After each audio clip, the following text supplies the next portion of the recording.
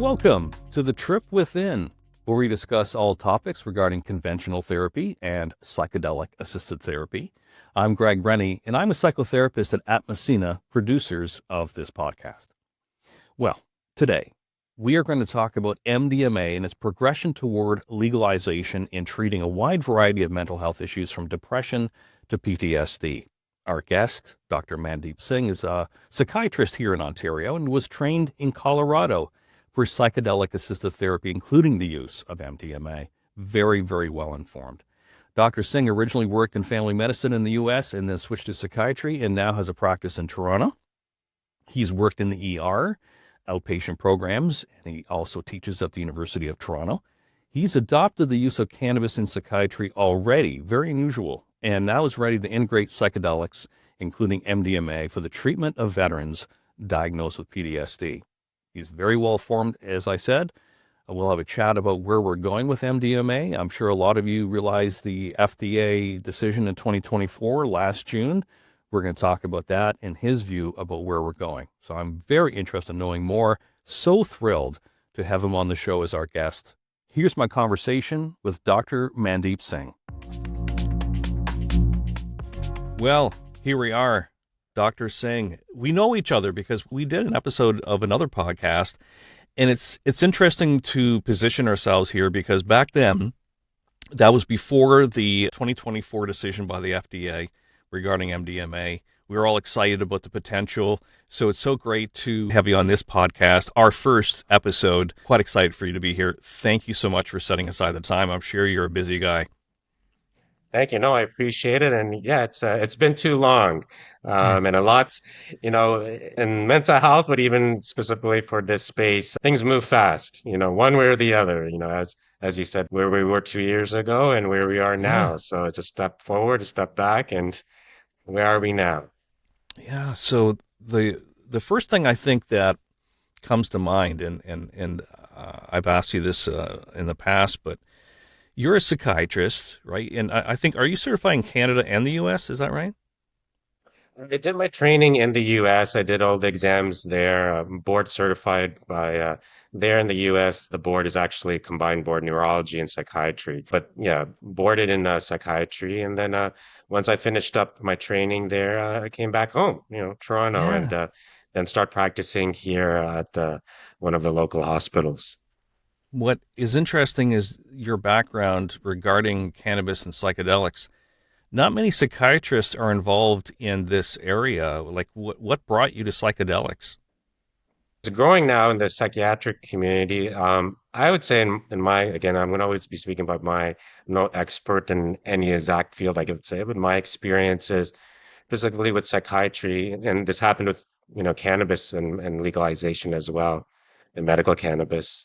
There's a little bit of a watchful eye in endorsing this, whether it's having it evidence-based, going through the crux of it. And then also in psychiatry, we really do deal with, when it comes to substances, whether it's cannabis or psychedelics, negative outcomes, the extremes of those negative outcomes. So Mm-hmm. I think our community, academically and in practice, see, when things go wrong, they really can go wrong.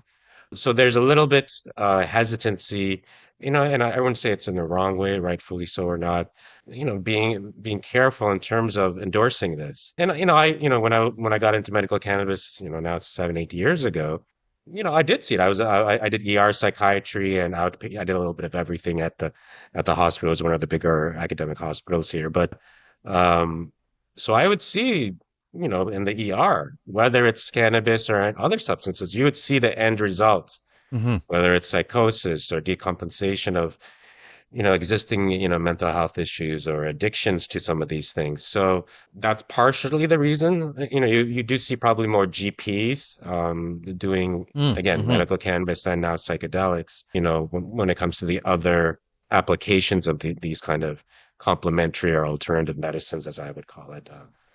And for me, it was a little bit easier in terms of where I come from because I'm an integrative psychiatrist. I did a Right. fellowship in that. Right. And integrative psychiatry, there's not too many of us generally, but we look at the traditional modes of therapy, but also kind of really the mind, body, spirit. Mm-hmm. So, looking at diet. I know a little bit about naturopath and so forth. But that's where the psychedelics kind of come in as well, because it crosses over. So it's a natural kind of transition. And for me, it crosses mind, body, and spirit together. So Yeah. I think it's a natural transition to hit the whole But whole of a person. yeah. But what comes to mind is that you're used to using the pharma. You're used to using, SSRIs and antipsychotics and all these other drugs for psychiatry. And like, at what point did these worlds collide? It's amazing. I can go too far back into this. So for me, the reason I probably started there, but going into psychedelics wasn't as much as going into psychedelics, but going into integrative care. And when you go Oh, I into see where it holistic has its integrative, place in integrative care. Okay. right? And if you have that mindset, then as new things come or things that, psychedelics is a little bit of a renaissance, when they come back, Mm-hmm. you've already kind of had an eye on it. So for me, this is, my introduction into different options, different tools, non-traditional, probably started about 30 years ago. Hmm. So I'm not that old. I know there's gray in my hair. Not I as much blame as that on mine, believe me. I blame this on COVID. It wasn't that gray before COVID, but Yeah, I'll do that too. everyone became anxious that time, so there was no like, okay patients or okay people, including me. But um, yeah, so around when I was 17, 18, um, you know, the reading I was doing, I was thinking about what I'm going to go into for life, my purpose. And it was connection. It was something in the health field, but I saw everything was siloed. And 30 years ago, kind of the father of holistic, complementary, alternative medicine, Dr. Wheel out in Arizona, I think the first integrative medicine residency fellowship started there actually. So I had read his book, and I still have. I remember I picked it up the other day. It's 25 years old, 30-year-old book, but that caught me. Like, Mm, because when you go mm-hmm. to a traditional, back then, when you went to a traditional doctor, everything was very, very siloed. So if Mm-hmm. you're a GP, like, my father was a GP, maybe in the clinic you would have a chiropractor and, massage therapy is good, but anything outside that, you need to go somewhere else. There's no such thing as a naturopath. Okay, maybe do Mm-hmm. dietitian. I didn't like the siloed nature of things. Okay. And like, And what was medical your first can experience? Did you go like from medical cannabis right into, the possibilities of ketamine and MDMA? Yeah, it was a natural progression. So throughout the years, when I did family medicine obstetrics first, then I was like, well, I want to Mm-hmm. know about more about the mind. So then I switched to psychiatry. Actually, medical cannabis, ironically, and again, I don't want to date myself, but one of the main veteran psychiatrists there, because in the U.S. you generally work with veterans a lot. And we kind of used to joke because, he seemed like he probably was that, 60s, 70s flower child. Oh, okay. From And he the was culture of treating the his '60s. Yeah. patients. Yeah, we used to joke some. I hope people see this, but it was in jest. But he was already treating veterans. So this was back in early 2000s. Oh, wow. So 20 years ago, he was already treating veterans with cannabis because of the role it had. Because pharmacology doesn't work a lot with the side effects and also Mm, being connected with the stuff. So that was introduction there. Psychedelics, I probably had it in my background, in my head, because I was introduced to the idea of how, when I was in my teens, I read about it. I would have never thought it would came this far. I knew cannabis was going to probably come. So 6 to 8 years ago, when my patients started asking about it, I wanted to know more about it. So then I got into it and I learned about it and I practiced it. And again, the veteran population came back into that a lot. That reconnected me with the veterans actually when I came back here. And then the natural progression, I'll be honest with you, I didn't think the psychedelic, you know, movement would move this fast actually. So I know mm, people are like, we're getting stuck and saying, why can't we get the coverages and why can't we get the yeah. FDA Yeah. pro? But for me, in the It's gone academic fast for sense of you. things, it, Yeah. it felt fast. Hmm. And I think that's going back to why sometimes, whether it's a psychiatric community or political sense of things, is that when things are going fast in a world that it generally goes very stepwise for the most part, Mm-hmm. research, appropriate models in terms of doing the trials, evidence based, that's a big word.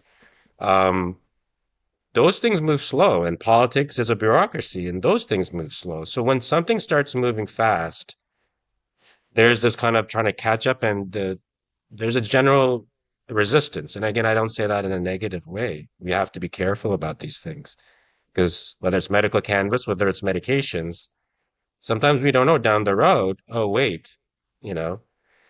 I often give the example of medications are that way. So much money goes into the research. They do all the appropriate trials, and the trials for those are a little bit easier, double blind, how they're done. That's a difficulty with psychedelics to try to emulate that because it's a different world a little bit to do those kind of, double blind trials. But Mm-hmm. even with 10 years for a simple medication that we use, very easily now, Prozac was the first one in the 90s. Yeah. Yeah. 10 to 20 years after it's been used, we see side effects we didn't know about. Antipsychotics, opioids is the big thing. When I was doing training, it was hey, we're under treating pain. We need to do opioids more. Mm-hmm.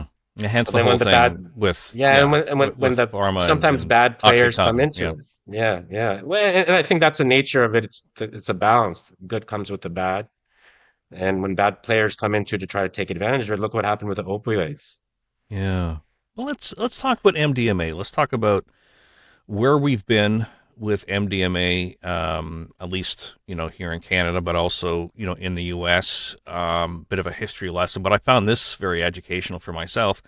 So MDMA was first synthesized in 1912. It goes that far back. Then in the 70s and the 80s, they were using it for therapy. Psychiatrists were using it for therapy during that time to enhance communication and introspection. I think you mentioned when we talked on the phone that this was used at the time for couples. Is that right? They're using, I believe it was LSD or in terms of couples therapy. So there's actually s- a, a I would say, I want to not put a number on it, but hundreds probably of either anecdotal or research on it because at that point it was able to. And it's like the ironic thing with psychiatry is that, in a sense, we were maybe one of the most experimental, Really? living on the Oh, edge kind of in terms of the wow. medical field, right? Back in the day, we were the ones who used to push the boundaries. Um, but yeah, so yeah, I was using couples therapy, and again, it was like connection, opening that window of tolerance, and then like on our phone call, I mentioned that one of the levels of all this stuff is political, and Yeah, that's where the yeah. late 70s, 80s things became Well, more in the recreational for 80s, MDMA. right? In the 80s, we know that MDMA was used a lot recreationally in the raves Yeah. and the clubs, and maybe that's why. Just reading here in 1985, it was banned by the DEA, and then the FDA designated as Schedule One. Maybe for the Yeah. audience, explain what Schedule One means, so we know where these psychedelic drugs that are upcoming for therapy, where they stand right now legally. How would you describe Schedule One? Yeah, it's basically the most restrictions you can have on basically making it illegal across the board. Mm-hmm. And specifically in the US, and it's changed, and again, parallel with cannabis, is that not all, I kind of tend to say, not all drugs are created equal. Um, so there's kind of, I guess, an imbalance of how these are treated. They kind of all been put in one box and treated the same. And so that what happened with cannabis. People are going to jail for small amounts, and so it's decriminalizing it, right?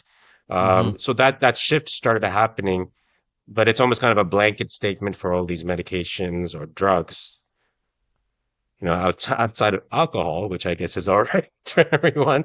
We won't get into that, but not that I'm against alcohol, but this is kind of the biases that happen. They're not all the same. And when it's a Schedule One, it's not as much as okay, you want to bring down how it's kind of treated in the criminal or legal sort of thing, so everyone can just nilly-willy use it.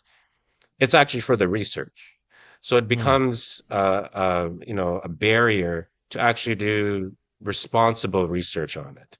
And that's where the crux of it is now. It's not a sense of, hey, we were talking to Timothy Leary, let's put LSD in the water and Yeah, everyone yeah. will be good and the world will be fixed.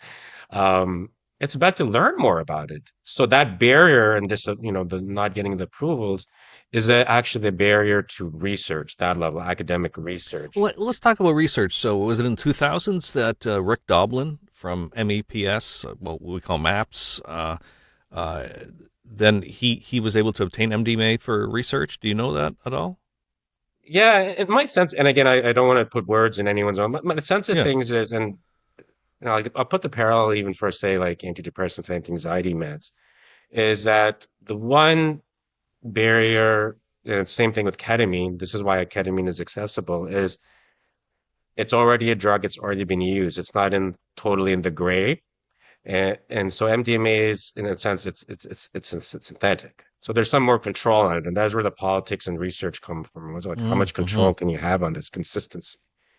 And then, how can it be applied, in terms of how many people can it reach? And that could be an awareness sense. Cannabis really, if you remember, Sanjay Gupta started doing the CNN Oh, I remember watching that. CBD, Yeah. yeah, CBD for Yeah. children epilepsy, right? Intractable Yeah. epilepsy. So once that gets the attention that way, that pushes the needle, a little bit. So the sense of things that this is where the best way is to introduce the idea of psychedelics as a whole, whether traditional, non-traditional, synthetic, um, can start being adopted. So it's the right, probably not the right, but the smart way to do things. Putting your energy into one place where there's the most success, and that's what Dublin did. He did it. Yeah. You know, Basically, grassroots is not going to work. So he actually, it's kind of working within the system. Yeah. So the I MDMA would yeah. work probably best with this system. And then, as it's grown, look at the population, veterans, again, awareness. Yeah. Everyone knows a Yeah. veteran, knows of veterans. It's not some condition that's, only 1% of the population, and we want to get coverage for that. I read that the research that was done at the time, I'm not sure if it was through MAPS, but I can read this here, which astounded me as a psychotherapist. The research that was being done with MDMA, more in some of the studies, more than 2/3 of the patients receiving MDMA assisted psychotherapy no longer had PTSD when they were measured a year later. Like, what is going on there? What, like, that's amazing results from studies. Yeah, and again, the framing in terms of psychiatric point of view or general medical point of view is it's not first line treatment. But when the first and second line, often with veterans, PTSD, certain condition doesn't work, well, that's why we do have third line and fourth line. Even within established treatments, call it using medications, outside what it was actually FDA approved for, right? So off label, we call it, right? Mm-hmm. So that's one of the reasons we need access to it. But what's happening with the MD, what makes this different, and I think we talked about it too, is like why the therapy, integrative therapy, is important for it, is that it's opening up on a biological level doors in your brain. I know I've in the last podcast, I always Yeah. use the analogy of a house. It's an Yeah. opening up doors that have been really shut with cement, really Right. closed. Right. And sometimes it blows the doors open. It depends on each person, but those doors start opening so you can start accessing what we need to get to. So traditional therapy can get there sometimes, but it's a lot, it's a lot harder to use that door, kind of that analogy, kind of crowbar and trying to jam that door open. And that crowbar, maybe the first lines aren't working. So then you need to use something because the real work happens when those doors open. So the neural pathways open, and it's Mm-hmm. also opening the window of tolerance to deal with what's behind that door. Mm-hmm. Right. And that's where the integrative therapy is important, and the research and getting the approval it's getting combined with the therapy because, well, I'm going to blow this door open, which I haven't been, it's been, it's been jammed for a while. I really need to get behind this. Often I say, maybe it's the stuff in the basement. I need to go look at my foundation and see if there's cracks. There's the stuff in the attic that I've been just putting up there and not looking at, and it's weighing on the house and it's going to fall through the ceiling. Or there's a dark closet that, something's coming out of there. It doesn't smell right. So the integration is that when you open that door, sometimes it's unexpected because it's been so dark. and it's been so closed off that you need that container or guidance or someone there with you, holding that hand.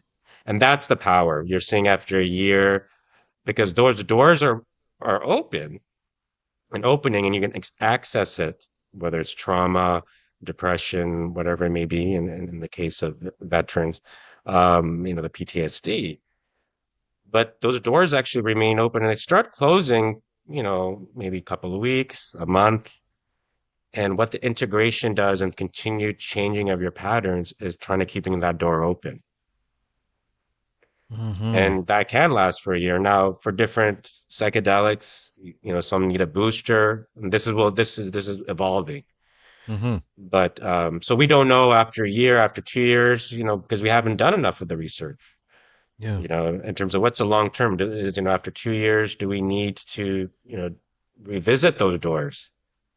It's amazing that we discovered all these things not too long ago, and everyone was geared up last August. I'm not sure when people are watching this, but August 2024 was a big letdown. We really had high expectations that MDMA will be made legalized, taken out of Schedule 1 for the use of therapy. In August of 2024, things changed. And I'll read this here. And this comes from a news article at the time, actually on the day that this happened. The FDA declined to approve the use of MDMA, commonly known as ecstasy, as a treatment for post-traumatic stress disorder. And according to the release, which came from Lycos Therapeutics, which I think is tied in with MAPS, the company says the agency has requested an additional phase 3 trial to further study the safety and efficacy of the treatment. What was denied there? What happened in August of 2024 that we really should know moving forward? So and again, I always frame it as not, everyone has a role, and that's what the FDA role is, that panel's role. I think there's Yeah. 9 to 11 people, something like that. And, and this is a general, they do that with a lot of treatments. It's the same thing with medications and so forth. So in a sense, they're not supposed to be advocates. They're supposed to be looking at objectively. And there's a objective, parameters for a lot of different things that need to be approved. So they're looking through it through that lens. And when it comes to whether it's MDMA or medications or treatments, they have to reach that bar. And that bar is when we call evidence-based random, how the study is conducted, non-treated, treated, randomized, all those kind of how it's grouped to really see, hey, is there a difference? Is there something that we can measure in research statistically that, that proves that there is more of a benefit than a risk? Mm-hmm. And the thing that happened, so one is just the structure, how a study is conducted. And if there's something wrong in that structure or a flag, I don't want to say the word wrong. They're saying there's something flagged here that could confound the results. So for one instance, so it's kind of, yeah, again, the results, and then the other part is the safety, right? So these are the two things that came into play. What's hard for some treatments, and this is why it's hard for psychedelics, is conducting this research logistically is hard in terms of those structures. And for example, there's a treatment group and a non-treatment group, right? We do this with, say, Correct. SSRIs, Mm-hmm. antidepressants or antipsychotics, or even other medications. So one treatment, that the group doesn't know if they're getting it or they're not. So like the sugar pill, right? Now, for say, instance, I'll take for an antidepressant. For the most part, you can give a sugar pill. Antidepressants don't work in a way, say, when you take a psychedelic, because it's more instantaneous. There's, most of the time, something's going on, right? Mm-hmm. So, it's easier to blind the people being treated, right? And if you blind them, then you're really getting what's the real result here after 4 weeks of measurements, Right. objective measurements, as much as you can do in psychiatry, which is a little bit hard as well, Mm-hmm. too. So, and there's the placebo effect, which is a real effect. Going back to psychiatry, we use that effect. Sometimes I have patients, they take an antidepressant, because of the way it works in the downregulation of regulation of neurotransmitter, serotonin. There's a 3 or 4 week lag. I have people who come back, hey, after a week, it's working. Oh, really? Because one third of it is about one third is placebo effect. Yeah, imagine so. Yeah, yeah, And we've actually sometimes said like we wish we could just give the sugar pill because then you don't get the side effects from the antidepressants. yeah, Um, and placebo doesn't mean it's, there's also a nocebo effect people don't know about. You'll get negative. If you read negative things about a certain thing, you're going to experience them. The mind has, that's the power of the mind. So placebo, we take advantage of that actually. So I'm like, great, it's working because it's real. And there's actually research has been done that the placebo effect, even if you tell the person this is a sugar pill or this is placebo, but placebo works 30% of the time or whatever the number yeah. is, it actually still works. If I So could, uh, if I could loop back to the research. Okay, so as you're saying, there's a lot of research and a lot of great evidence, and obviously for some veterans with PTSD, there's long lasting effects, and through the research we understand we have the data. Then in 2024, FDA passed on it. For veterans, that must have been such an impact. And because you have worked for many years with veterans, what was the feedback from veterans at the time? yeah, so what was happening? Because I was already, on average, I was seeing about 15, 20 veterans maybe the last 3, 4 years. It's up through the medical cannabis. So Oh, I see. that's where Okay. what Yeah. my outlet was, or I guess input. And they were going to psychedelics and trying to learn, but they weren't getting because it's not covered, because medical cannabis finally got covered, but because they weren't getting coverages, they weren't able to access it. So it was quite frustrating, unless it was under research or certain programs.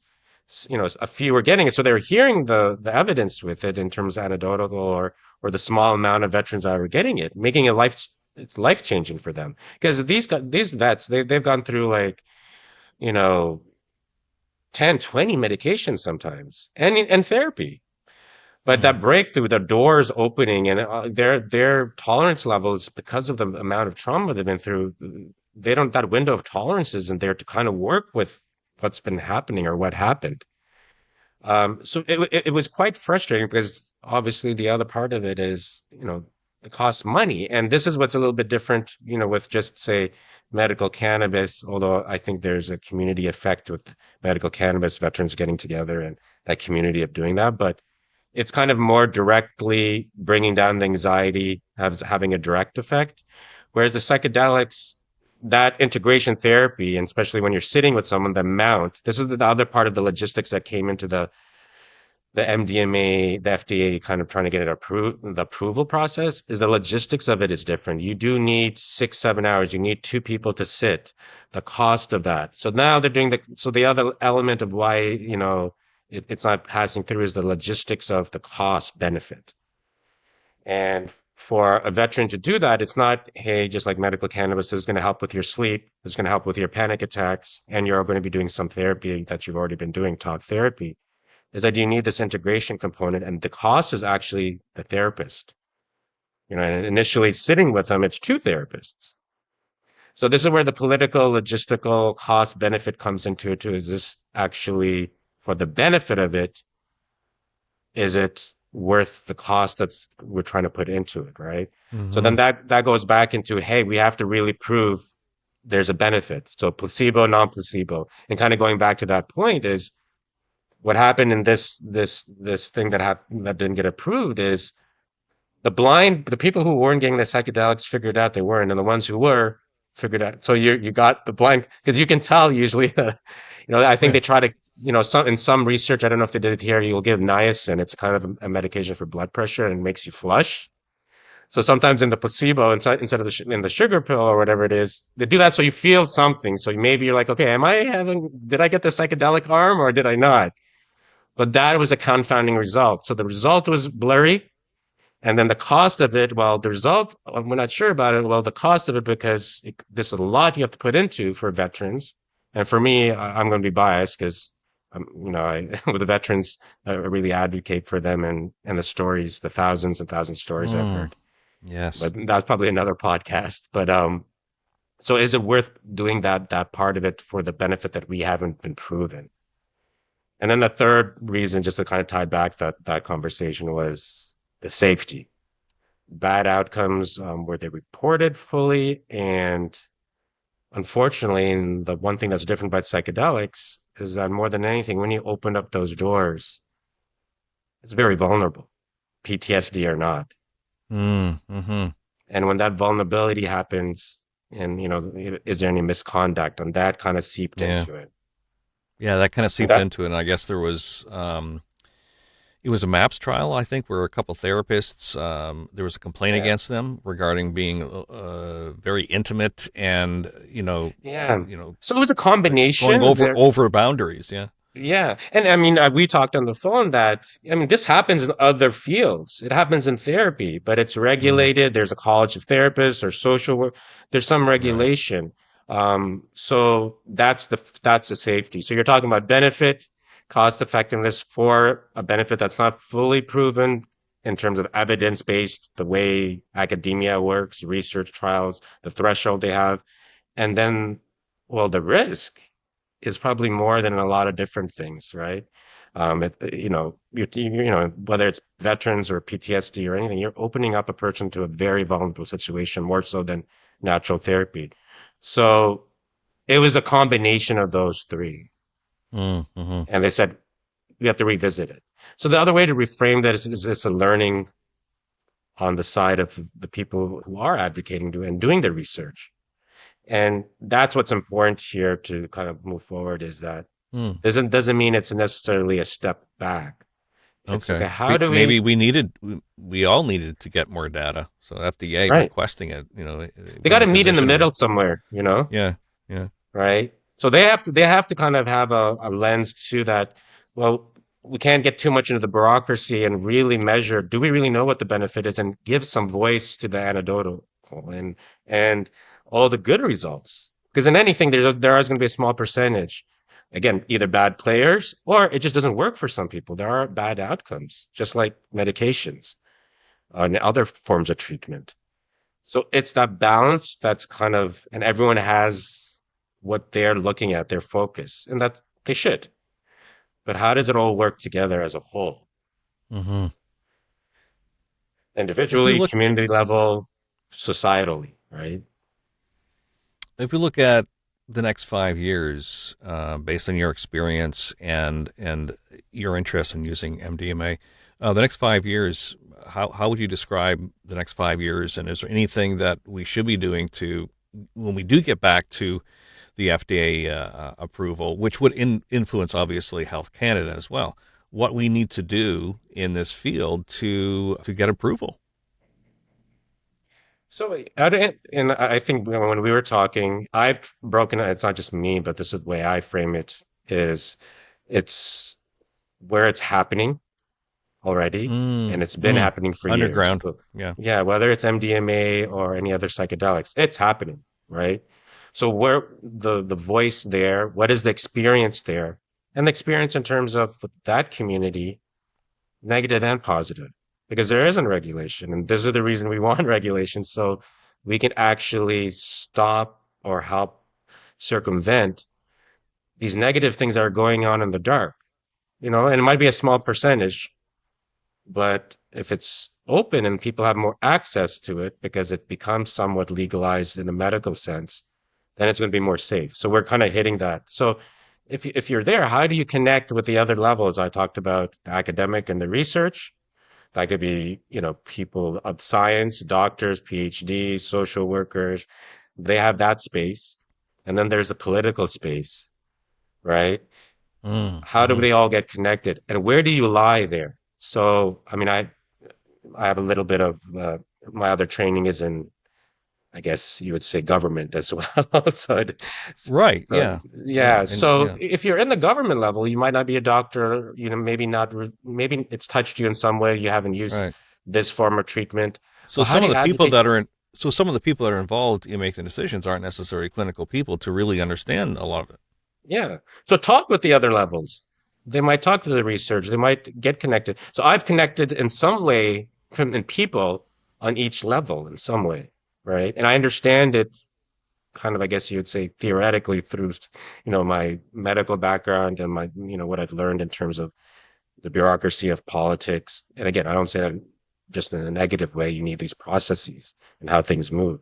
So where do you lie in that? And some people like me, maybe we can shift and kind of I try to advocate wherever I get into a space or connect with people. I'm like, tell me what I can do. Put Mm-hmm. me where, it's going to be most helpful. Is it to do a special access, program assessment for this person to get MDMA in Canada Mm-hmm. or psilocybin or whatever it may be, or ketamine now, I can do the intake for that.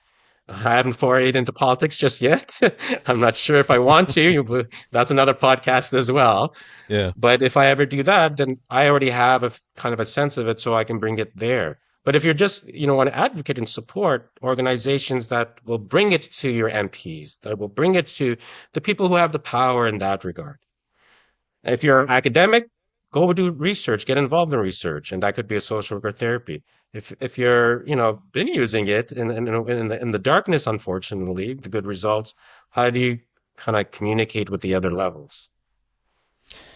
Let's talk about special access programs that you mentioned. Explain what they are, and is that where the hope is? Is that the more that Health Canada here in our country approve the use of MDMA for therapy through a special access program? Is that where the hope is?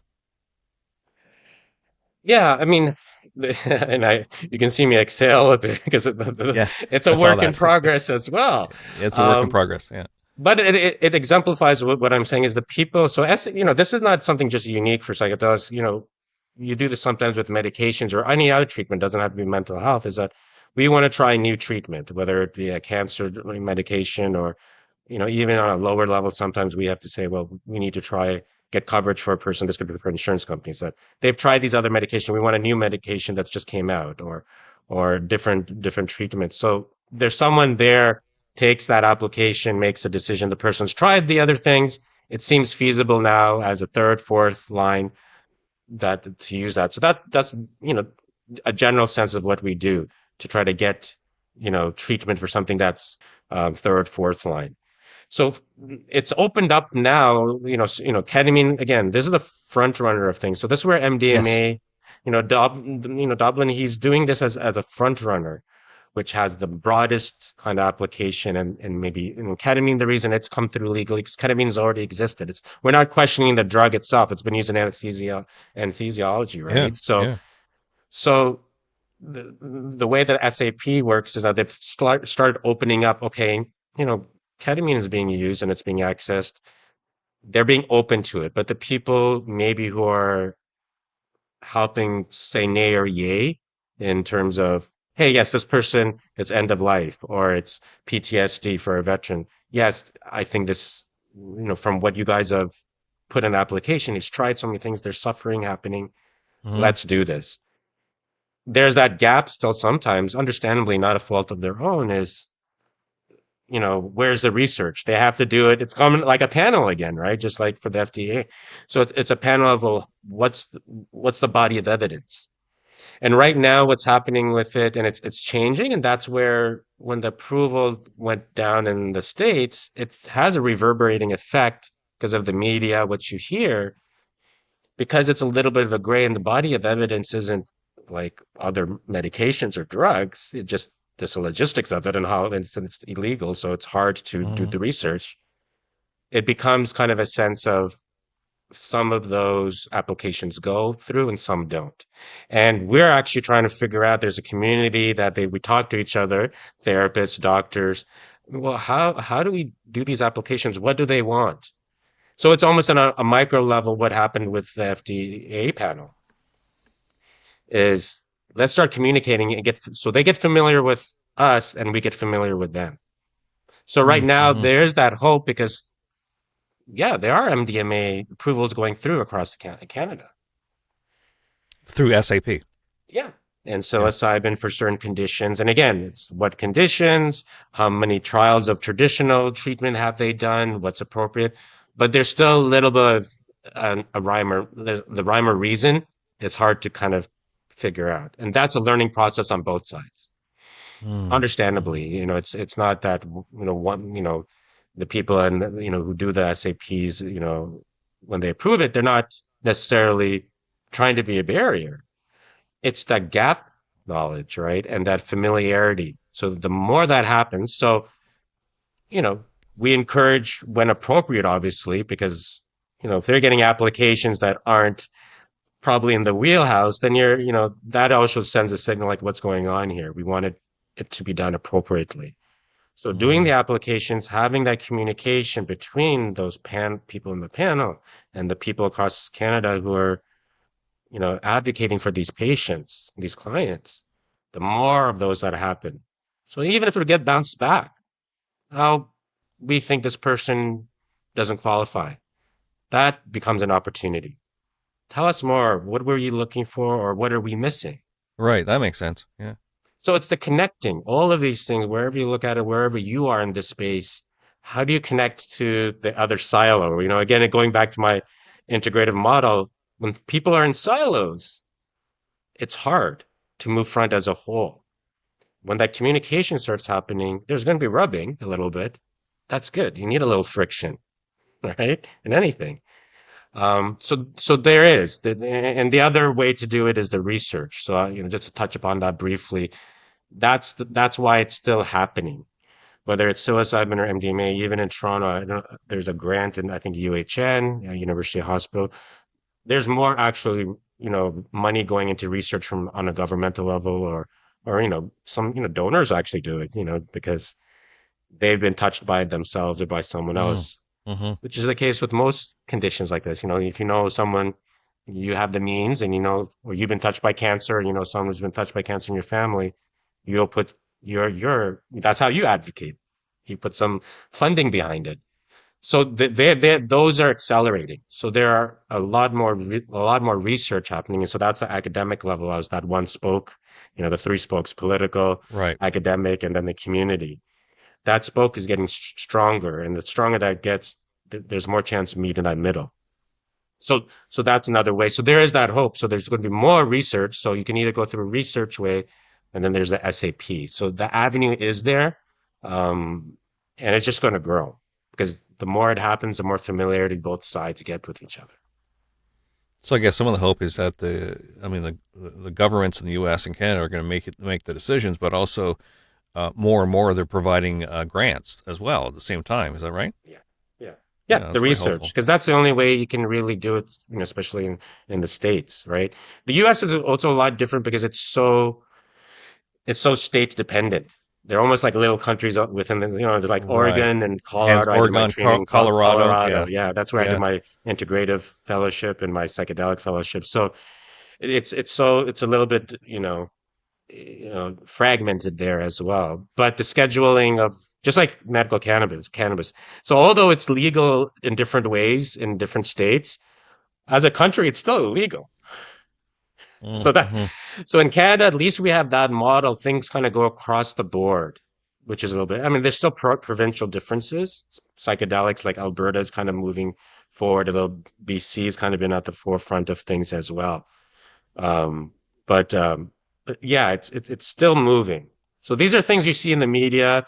A little bit of a setback, a learning opportunity, but it's not. I wouldn't say it's necessarily a step back. It's well, no, as long as we keep on having these spaces, Right. and the spaces are communicating. So let's talk about the FDA versus Health Canada. Maybe I'm wrong, but I heard recently that it's quite possible in Canada, Health Canada might move faster on MDMA than FDA. Is that right? Yeah. So and again, this is not 100% of what I do, so I always want to preface I'm not an ex. There's so many more experts on Yeah. all the intricacies of this, but just generally, I touch base with the community and I always kind of keep my finger on it a bit. But yeah, that was the other conversation that came up for us, people who are in this space. Like, oh no, is this going to set what we're doing here in Canada? And it's not. And like I said, just because there's more funding going on, it doesn't necessarily mean that it's going to set us back or you know hamper us. And in a way, Canada, well, just like cannabis, again, I'm going back to that example a lot.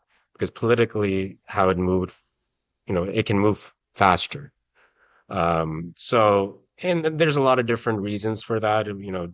Politically, it's not as polarized here, and the population, everything in Canada can, you're dealing with a little bit smaller population, and just the way the society kind of outlook on things is. I think it'll move along. So I don't think it's going to hamper it. It gave a little pause and a eyebrow, right? Well, that's Um, interesting. A way to look at it yeah, like yeah, they're a going bit to of do an that, eyebrow but back in August of 2024. yeah. And look, we don't. I always kind of look at Canada generally as somewhere in between, in a lot of different ways, what Europe is and what US are. We're not quite Mm, American. We're not quite a European. So we kind of shoot in the middle there, yeah. And the other part is there's other parts of the world that are doing this, Australia, and, you know, Which they legalized it a number of years ago. MDMA is yeah, legalized for yeah, therapy in in Europe. Australia, So there's as Europe more as well. research Yeah. comes around the world, Canada's gonna, we're not just gonna follow everything what happens. We're gonna take in information. I like to say we're pretty open-minded generally, Mm, so we're gonna factor in not what everything that happens in the U.S. Um, and and to make it parallel in another odd way, sometimes we're actually behind the U.S. in say traditional medication. So some things that have been approved in Europe get approved quicker in the US, and we lag behind there. So the point I'm trying to make is not we lag behind, is that yeah. we're not always in step with the US. So it was funny when I Mm, transitioned over from Syracuse, I did a research paper, like a publicized for the one I did for a medication. And I came here, and for whatever reason, I thought it's going to be approved here. But I wrote the prescription, and the patient's like, they don't have that here. I'm like, what? And then about a year later, it came through, right? So again, we don't have to be, lock and step with the U.S. And you can see that politically right now as well. So even more so, we probably, we aren't the 51st state. So Hear that, Trump? We're not, and we'll never, right, yeah, never yeah. become the 51st state. But we Winding pride down, ourselves on that. absolutely. Don't take on Canadians, man. Winding down, I'd like to know more about what you're doing. So you're in Toronto, and you're involved in integrative psychiatry, but on your website, I noticed, especially your brand, Doctor S. I think that's quite cool.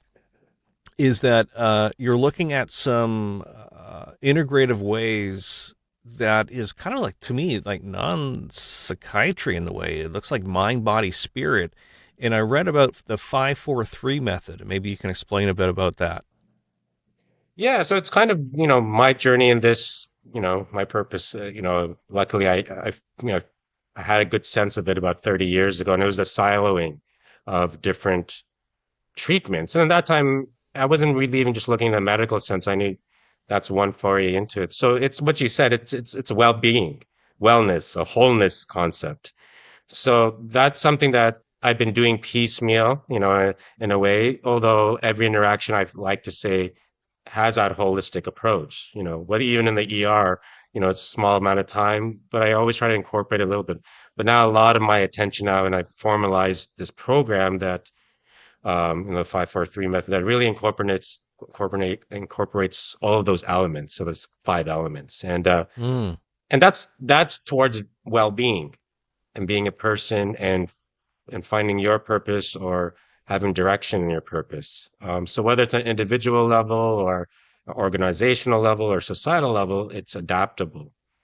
And so for me, it's kind of bringing together what I've been doing, a little bit fragmented. I try not to. I've been moving towards that, and that's why I formalized being an integrative psychiatrist through the fellowship. Is there's medical cannabis, now there's psychedelics, there's diet, naturopath, the gut brain connection, spirituality or sense of self, whatever that is, religion, relationships. So now I'm kind of putting in this, I like to call it like one adapter, or a universal adapter for well-being, a unified theory, I guess I've been working on for 30 years. That's a framework for people. Mm. So whether it's psychedelics, whether it's traditional medication, whether it's diet, supplementation, your relationships, your belief in self or a higher power, or spirituality, you Hmm. start exploring and building it yourself. So it's a framework that becomes your own. That's the power in it. It's not something, hey, ABC, you have to do this. Or, you know, I used to jokingly say, I was a family doctor before. Hey, your cholesterol is borderline. It's getting high. Your blood pressure is high. You need to go do more exercise and eat healthier. All right. Here's a couple of tips, but, we're limited for time. We have to see like 20, 30 patients. And the client sometimes goes and doesn't know what does that really mean. And that's changed now. Or giving some client or patient, hey, this is where you go to really build the diet you want to eat for Hmm. what you have, or maybe meet a dietitian to give them a little bit guidance. At the end of the day, they have to build it and they have to have the self actualization of it, right?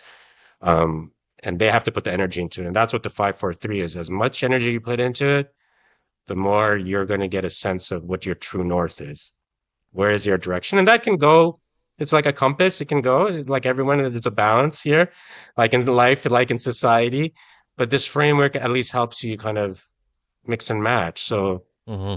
for instance, the one of the boxes is health, physical and mental. If we go to mental health, is it medication? Is it traditional therapy? You've tried those. Then is it psychedelics? So you start that's why it's an adapter. You start plugging in what works for you and that can change. Um, so I generally say when you look at it at the face, it's a dynamic model. It really gets powerful when you start learning the concepts and practicing them. Yeah. I often say I'm not reinventing the wheel, but the wheel was born out of necessity, and I think this is my kind of purpose in my life, and I feel like there's a necessity to kind of bring this connection together. It's all about connection at the end of the day. Yeah. Um, As how do we the all words, connect with ourselves how and with others? absolutely, which leads me to a question with spirituality. Absolutely. How do we connect with ourselves? And we know through psychedelic assisted therapy that's quite possible. And in turn, being connected with others. Why spirituality nowadays? Like more and more, maybe since John Kabat-Zinn and mindfulness, that we think more about spirituality as being part of healthcare. And for you, and maybe some personal experiences, why are you incorporating spirituality in the 543 method? Yeah, so spirituality would be another element there, one box of the five. And I'm careful, and I've always been careful of that word because it means it's a little bit more broad. But for some Mm-hmm. people, it is religion, and religion can have that sense of spirituality. Some people, they don't like that word, and it's a sense of self. The word that connects all of them is connection, Mm-hmm.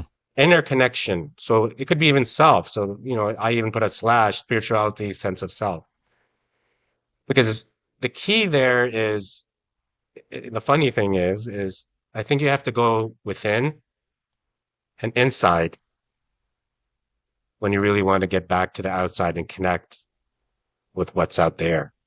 And it might Absolutely. toggle between the two.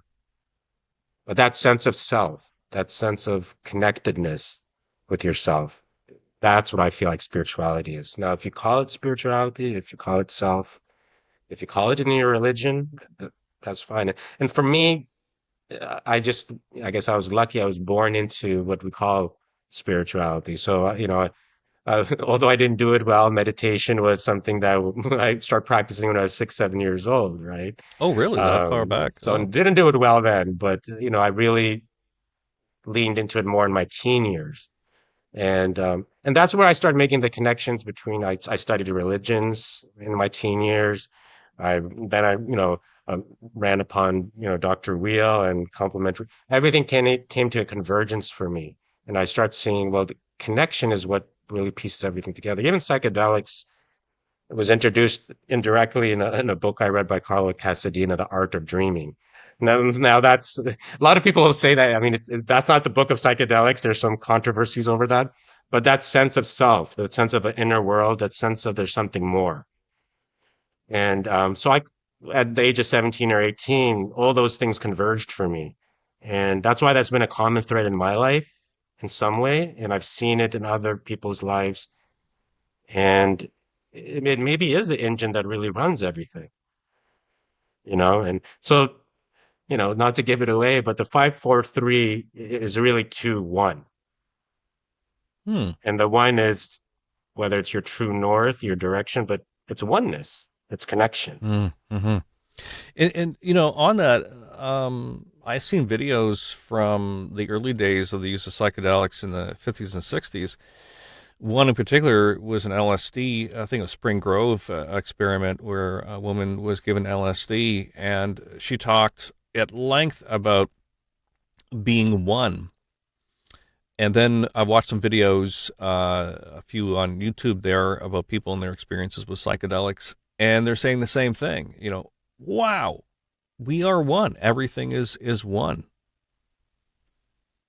And that's kind of coming full circle Yeah. where psychedelics, it came faster than I thought. It was in my background because I was like, well, there's something going on here when I was 17 or 18 when I read about it. I didn't do it myself. I just want to say that. Actually, I started getting connected when meditation in my early 20s became really a big thing for me. So it's one of the same, right? It's a non-ordinary state. It's connecting. So some people, that's why psychedelics, you don't have to do psychedelics. Some people getting to that source or whatever it is comes through different ways. But that's the thing. It's the oneness is really, really being connected. And the model, the reason I frame it as 543 is you start learning the dynamic is how everything is connected. Well, your spirituality or sense of self is connected to your health, is connected to relationships, is connected to maybe career purpose. And my other element is resiliency. And you start seeing the interplay with them and the four awareness and revisiting. And when you start playing with connecting everything in the 543, you're really starting to connect with other people yourself. And then that feeling that happens or that ego dissolution, as we say, that can sometimes Right. happen Hmm. with psychedelics, it reframes everything. What a wonderful interview. I mean, we covered a lot. I've got a million more questions, but we don't have time for them. But thank you so much for walking us through specifically about MDMA. And last year, I think a lot of people thought that because the FDA denied it, that it's all over. But I'm glad that you covered a lot of areas for us to know that there is a future and it could come within the next couple of years. But maybe the FDA not approving it was a good thing because it encouraged more data, more research, and as healthcare professionals, we're all for that. I'd like to end the interview with a quote that you gave me. I'm interested to know why it's important for you and what it means because it kind of pertains to what we just talked about when it comes to oneness and connection and understanding ourselves and the world around us. Robert Byrne, this quote is from Robert Byrne. The purpose of life is a life of purpose. Well, what does that mean? Yeah, and I can't, again, it probably was around that time it caught me, 25, 30 years ago. I'll actually say move, almost work backwards. And again, with what we've been talking about is, and I think the world is kind of going through a transition. It happens, I think, every 80 or 100 years. There's a realignment. But a lot of people, that's what they get stuck on eventually, or stuck on or question. What am I really doing? Or why am I doing it? Mm-hmm. And if you're not sure of that, that's okay. But when that becomes more clear, the purpose, then the how becomes easier. Then the Mm-hmm. windows, the doors you start seeing, the lanes you want to go into become easier. Easier in the sense of the direction, right? Now it happens differently for different people. For me, it happened when I was 17, 18. Really, the purpose wasn't me becoming a doctor. The purpose wasn't just feeding my stimulation or my whys. This is, I like to know why the body works. I like to know how the mind works. That really drove me. Or, everyone knows having a successful career, what that means. I figured out that my purpose was connecting and sharing. Mm-hmm. And in my culture, generally, you don't, not, and I'm thinking of my culture, it's that, anyone, you don't want to do what your parents do or what everyone's doing. So really, I was like, I don't want to be a doctor. I mean, I'm gonna date myself, but I'm like, at some point I'm like, I want to be, I watch Top Gun, man. I want to be like a Top Gun fighter jet. I probably Yeah. still part of me still wants to do that. Like I want to do something like that. And it's funny how it came all the way full circle. It's like if my purpose is connecting and sharing and whatever that oneness is or interaction and growing in that way, growing. What's the easiest way that's non-discriminate to connect with people? Well, wait, no matter how much money you make, whatever demographic you are, whatever your background you are, we all get sick. And that's why, I did go into family medicine first. Like, well, that door is open for everyone and everyone has access. And I have access to them to connect. So I say that and say that that doesn't go for everyone that way. But my Mm-hmm. life thread, that thread was always there, that connection. So life threw things at me, or maybe I had to adapt. But I had that kind of, my compass was always, somewhat aligned. It went off a couple of times, Um, but that's why that's important, because going back to when I started, is that some people, they've done their career, they've made money, they've done a lot of great things, started businesses, taken care of a family. Maybe if you're older, your kids have gone older and now they're out of the house. And there's a sense of, wait, is there more? Mm-hmm. Or what have I been doing? Or can I do more of what I've been doing? Or I want to give something back. What am I doing? In a lot of ways, you have given back here in the interview, and I really appreciate your time and imparting your knowledge about your work in psychiatry and psychedelics and the future of MDMA. Thank you very, very much for being here today. Thank you for the opportunity. And let's not make it so long this time around. Yes. We'll have you back on this podcast, I'm sure, very soon as things progress with psychedelic assisted therapy. Thank All you right. so much. No problem. You take care. Be well, do good.